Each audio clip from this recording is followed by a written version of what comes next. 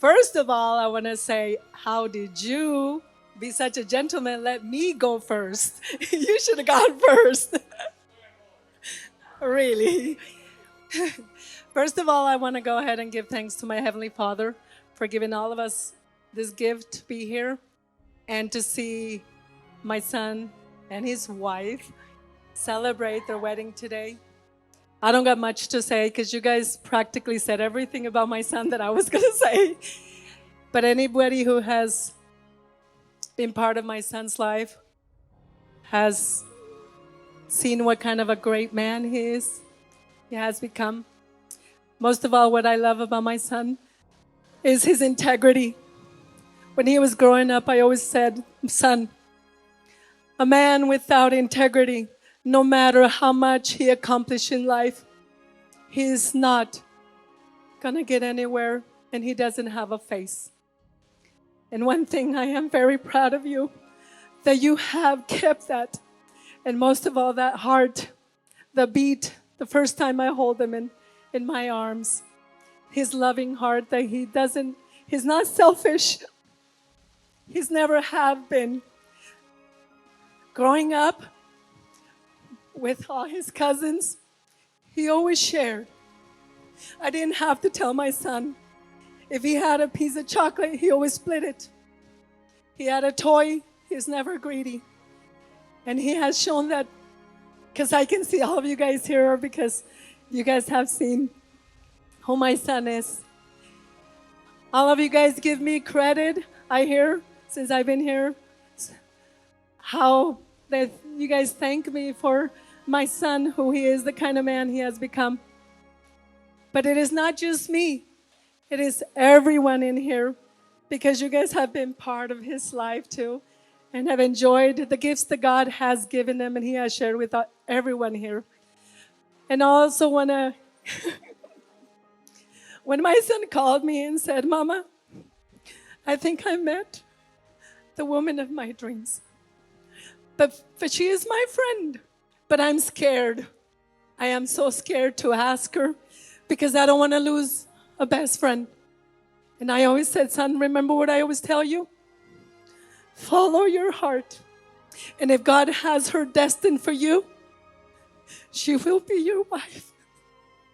And today, God has granted that gift. And I am a very, very proud mama. Very proud. And Bree, I love you because you make my son a better man. And I can sleep every day not worried about my son not having someone that is going to protect, love, and be there. And most of all, who's going to love my grandbabies, which I hope it's soon. Because I'm anxious to hold my grandbabies in my hand from all my 3 kids. And right? But I am very, very, very proud of you guys. And I am a very, very happy mama. And I want to kind of slip a little bit before I do my toss.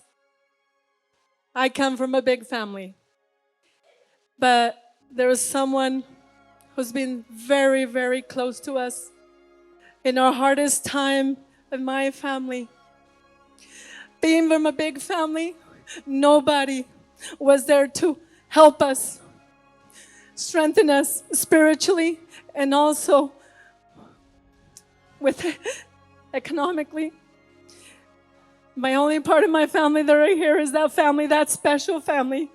My sister, my baby sister Maria, and her husband Emilio, who's been a great example of this young man here standing here, and also he's a great man. So please raise your cups and let's toss for the Landa.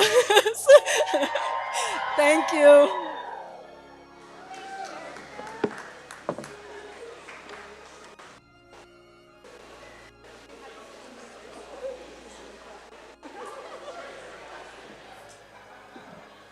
Hey, Dave. Okay.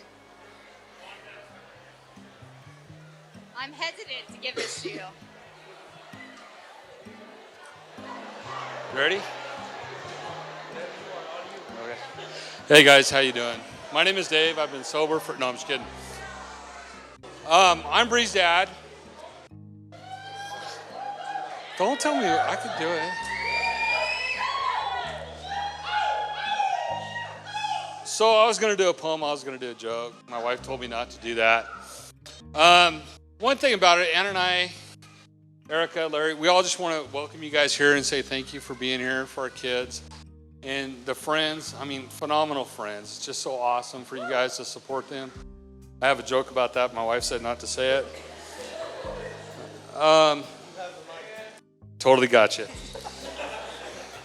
But I will sleep on the couch. I want you to know how happy I am for both of you. Bree and Jonathan are so much alike. And it's so funny. Bree's up at U of I, and she's like, Dad, I met this guy. He is totally awesome. His name's Jonathan Landa, and he's just like you. Oh, crap. Does he tell dumb jokes? Is he hyper? I mean, who is this guy? So later on, I found out that Jonathan's dedicated, motivated, and he sees a target and he hits that target and he moves forward no matter what it costs. And he supports my daughter, loves my daughter, and now I take that as a compliment. At first I was like, oh crap. The other part of this is Bree and Jonathan are a lot alike in that way. They support each other. And I remember we went to, was it Mercer Island? Did I say it right? Okay. We went to Mercer Island, we hung out with them, and I was so impressed with Jonathan because Jonathan was always wanting to make Bree happy, and everything that she did, he just went out of his way. And the same side, Bree was doing the same thing, and I thought, this is the guy for my daughter.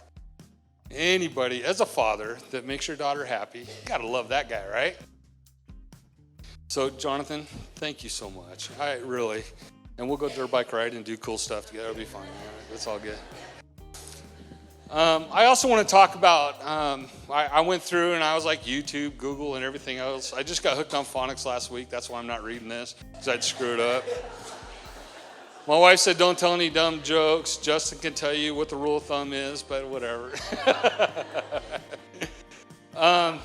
So what I want to tell you is about some things in life you got to realize. You guys are going to be married for a while. Ann and I have been married for 32 years.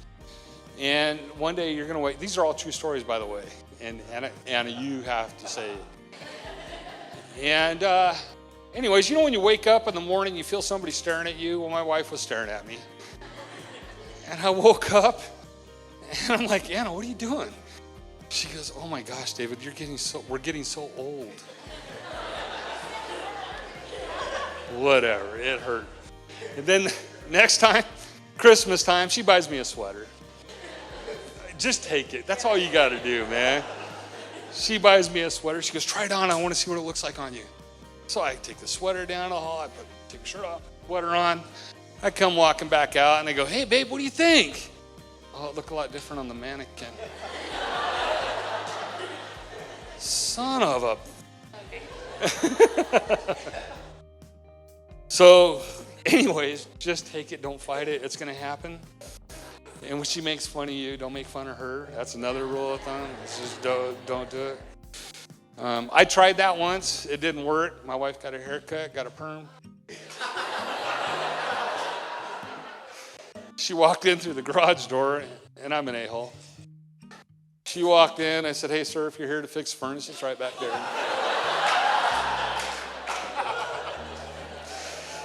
It didn't pan out very well for me. I thought I was funny, but only in my own mind. And that's why I say people ask me if my dad's my favorite uncle. I just had to throw that one in.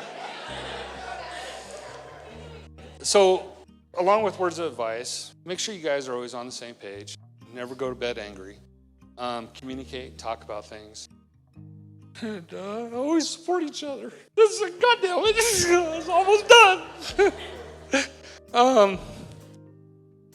Ann and I are so happy beyond words that we got Jonathan in our family now. And we're so proud of both of you. God, fuck.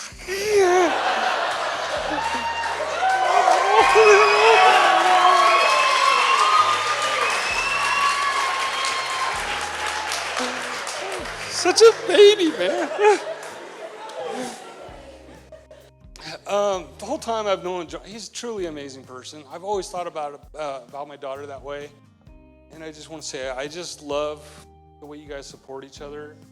You're always there for each other, and I love you guys. So cheers to Jonathan and Bree. God damn it.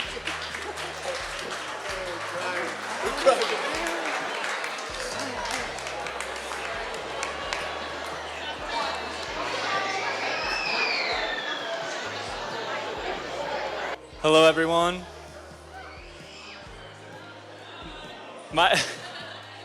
Off to a good start.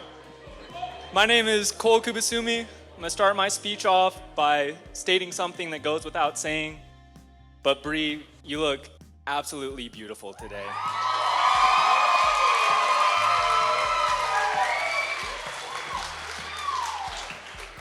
John, yeah. So everyone who knows me and Jonathan knows that competition has been a big part of our friendship, and I will always remember after several months of not seeing each other, I was living down in Phoenix. We got a trip together. I was picking him up from the airport. Super excited to see him. I was all pumped up. Got there, got out to give him a big hug. He just kind of looked me up and down, paused. Only thing he said, still better looking than you.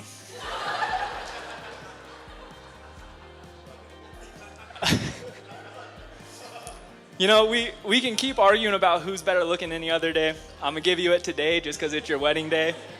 I don't know how much of it's you and how much of it's just you being next to Bree, but I'll give you this one today. So like I said, competition's always been a major part of mine and Jonathan's relationship. It was a big part of also how we met. I heard about Jonathan before I ever met him from the president of our fraternity, and he kept going on and on about how just amazing this guy was and how he was smarter than all of us, so I, of course, hated him immediately. And we started hanging out, and I mean, we've been competing ever since, whether it's our workouts together, leadership positions. When we go on trips, we ask everyone, which one of us do you think is older? Which one of us is better looking? So we've kept competing, but through it, a true brotherhood has formed, and I think that the brotherhood clicked not so much for our similarities, but all of the ways that we're just so opposite. I tend to be pretty cautious, reserved, and polite. Jonathan is a bit of a wrecking ball who goes out of his way to be a dick. I've been called such things as a stick in the mud, a little bit of a square. Jonathan's straight up insane. I'm also pretty nitpicky about my words and grammar, whereas nothing Jonathan ever says makes any sense at all. In fact, we had an entire Twitter account dedicated to just the nonsense that Jonathan said. It got so bad. I won't share all of it. I don't know if I have time, and I don't know how much of it is appropriate, but such items as, do you think I'm kidding me right now? No idea what that means. Another good one says, hey, I don't ever like to stop because once you stop, you get complacent, which is good advice if it weren't for the fact that he was explaining why he just blew through a stop sign. But either despite or because of our differences, we clicked, and life has been better every day because of it. And everyone who knows Jonathan knows that a life with him is never dull. Whether it's dressing up as fire dancers for Brown Wednesday, dressing up as babies for the Brotherhood Olympics, where we full on went adult diapers and binkies in our mouth. Man versus food tour, spontaneous skydiving in Hawaii, rafting over waterfalls, or hearing about how John likes to leave treats on people's cars on the walks home from bars.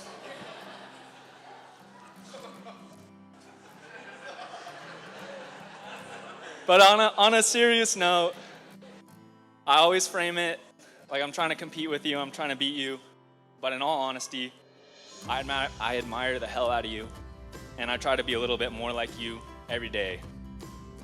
Not a huge emotions guy, so I'm gonna keep it quick, but just knowing your story, knowing what you do for the people that you love, and watching the way that you carry yourself through life every day, just a party every day, but sticking to your morals and going to the ends of the earth for the people you care about, is an absolute inspiration. I love you, man. But that's enough about mine and Jonathan's relationship. We'll talk about the relationship that we're actually here to celebrate. I'm gonna be honest, I didn't know Bree that well when they started to date, and I did not think that she was gonna be able to handle Jonathan. All I knew about Bree was that she was just the sweetest, most caring person I had ever met. One memory that I'll never forget, they had me over while they were up in Seattle, and it was close to my birthday. She asked me what I wanted to eat. I was like, you don't have to cook for me. So I gave just the most sarcastic, outlandish request that I could think of. I wanted barbecue baby back ribs with homemade mashed potatoes with the skin still in them, the clumps and everything, and showed up, and sure enough, that's what she cooked for me. But yeah, I thought there was no way that this angel who loved to play what's the high of your day and the low of your day at every dinner was ever ready for lunatic Lando over here. But man, was I wrong. Turns out Bree is tough as nails and an absolute badass. I don't know if you've noticed how John's only ever in shorts, but that's because Bree will never take off the pants in the relationship.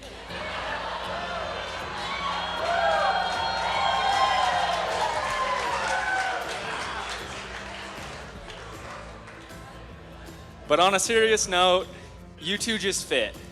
It's incredible, and it's easy to see. Unfortunately, at the early stages of their relationship, I was living in a different state, but I'll never forget one night, just out of the blue, I got a text from Lucas saying nothing but, I'm calling it right now, Bree and Jonathan are getting married. And that was just a couple weeks into them dating. I'll also never forget one of the first times back in Moscow after we graduated, going out drinking at Mingles, and Jonathan pulling me aside and just looking at me and saying, dude, I think Bree's the one. And I had never seen that look in his eyes before, and I knew right then that this was the real deal. And you've proven it every day since. I've been there through some of the highs, the lows. I've had the pleasure of being caught in the middle of some of your arguments. And you both have a way of just always remembering how much more important your love is than the little fights. And I mean, don't get me wrong, you're both stubborn as hell, and neither of you are quick to get over it necessarily, but you always remember how much you mean to each other, and you always hold that love above everything else, and I don't think you'll ever let anything get in between that.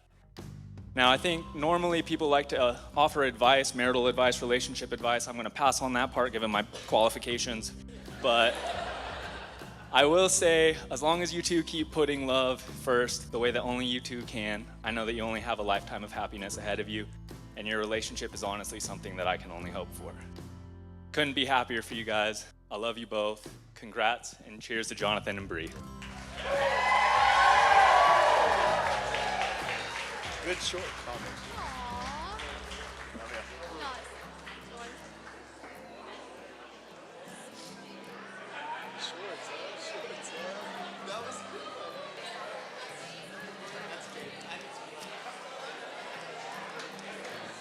Okay. Oh, wow. Hello.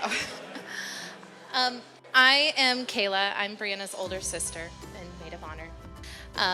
And that can be confusing in this room because she was in a sorority. So the probability that you're next to a sister is really high. So raise your hand if you're a sorority sister. See? I guess they're all over here. So I'll go by biological sister because I'm the only one of those in here. So when researching, what's going to make a good speech and what am I supposed to talk about here, it gave me a list of do's and don'ts. And one of the don'ts was don't talk about yourself. But I'm going to break that and start with that one because I don't think that everyone in here knows that I was a princess, pretty much, for 3 years in my family. It's a really short reign. I was pretty much worshipped by the whole family. And which was great. But then on May 24th, 1994, which was the day she was born, that went away, and I lost my crown. So Brianna came in and totally just stole everyone's hearts, and everyone loved her. And she did it in that really obnoxious way that like the Disney princesses do, like with sweetness and kindness that makes you all like just love her. Which kind of made me the evil stepsister, but whatever. So I remember even my aunt, when she was born, I had overheard her saying, oh, her name's beautiful. It even sounds, you can just sing it. Brianna Renee Burlingame. And I remember going in my room like, Kayla Irene, oh, it doesn't work. So you got that one. Yeah, so she was the kid that when there was a ribbed dress up, she would volunteer to wear it so no one else had to. She would pick the cookie. She would, if there was like 6 cookies left in the cookie jar and the rest of us cousins, and we all picked a cookie, and she would say, you guys take the whole ones, I'll have the crumbs in the bottom. And sacrifice herself there too. Really good. Yeah, she was the one that would always be the first to apologize and would be the one to always return a jab with a compliment, which there was a lot of between us. I remember one time when we were kids, she was driving me so insane. I don't remember what she did, but I remember feeling so mad at her. And I was in that kid's obnoxious. It's mine. Just kidding. I'm kidding. She was driving me crazy, and I remember my dad built us this immaculate playhouse, and we were playing it, and our cousins were over, and I'm the oldest and the boss. And so I was like to one of my cousins, you're the mom, to my brother, you're the dog, which he enjoyed, and gave everyone their assignments, and Brianna, who was being really obnoxious, was like, and what am I? And I said, you're the mailman. You go away, and you set a timer, and you can come back every 30 minutes, and bring us mail. And I thought, oh, I'm showing her. But this one left and was gone 30 minutes while we played. And she returned and gave us each a piece of mail. And it was a really nice letter to everybody with hearts and flowers.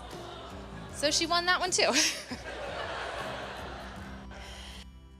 When I had my son, and when he was born, and the whole family, we have a big family, they all crowded into the delivery room like right after he was born. And he at first was having a hard time breathing, and so they had a bunch of people come in and were running tests on him.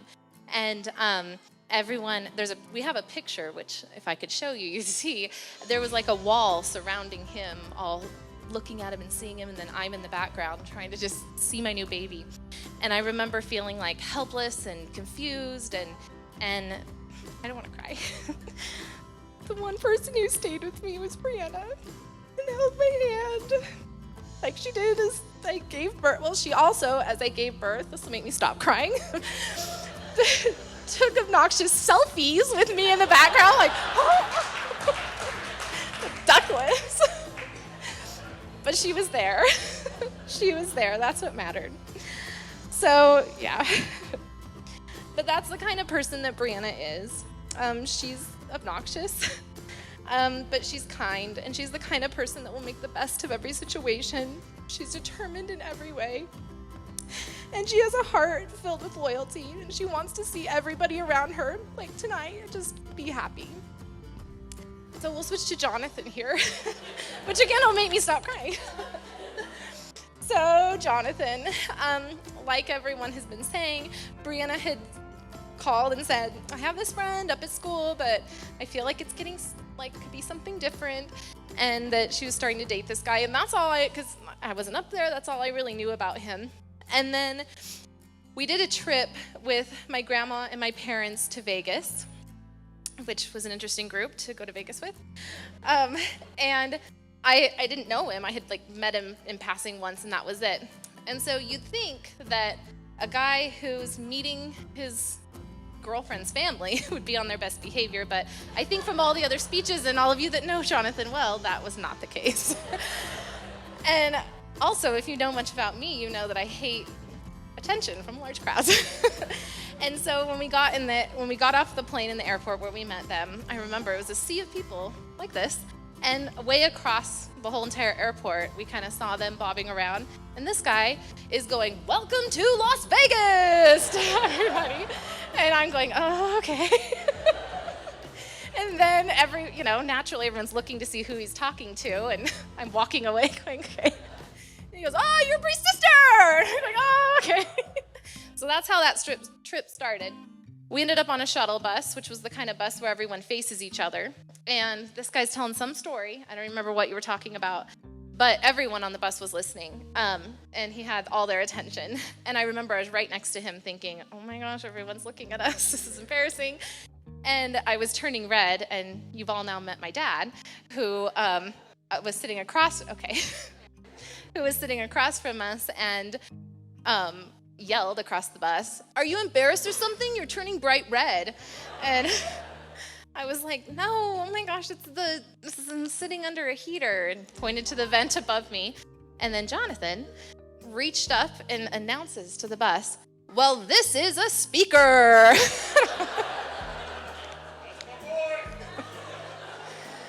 So don't go to Vegas with those two. Yeah, he's something else. Giving you that paper.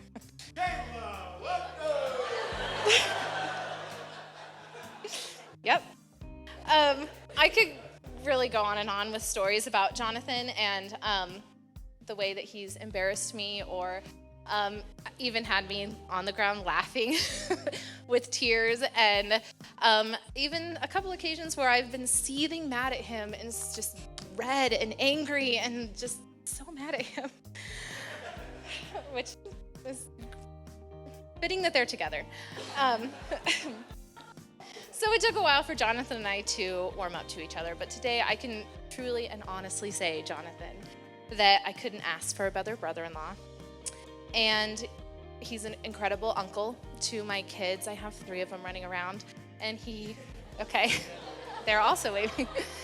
He wrestles with them, he jokes with them, he plays with them, and he even taught Cashton to swim this summer. So he's an amazing uncle, and they absolutely love when he's around and always ask, "Is Uncle John going to be there?" No matter where we're going. So, Cashton would also like to do a speech. If that can happen. Maybe. But the thing that makes me the happiest about being here today is that these two were meant to be with each other. They say opposites attract, but that's actually not true in this case. Because two stubborn, occasionally obnoxious people that will love each other with every bone in their bodies, as well as everyone around them. They're loyal to a fault, and they want to see every person around them enjoying themselves and being happy, met each other, and I can't wait to see where both of their determined minds and love are going to lead them. So please raise a glass, and I love you guys.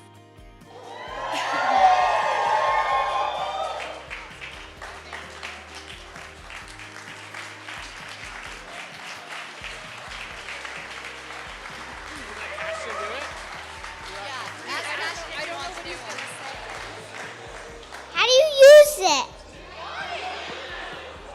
What's your feet? I kind of forgot. Forgot it. Okay. I love them. And I don't know. Congratulations. Congratulations. Give it up for Cashton, ladies and gentlemen.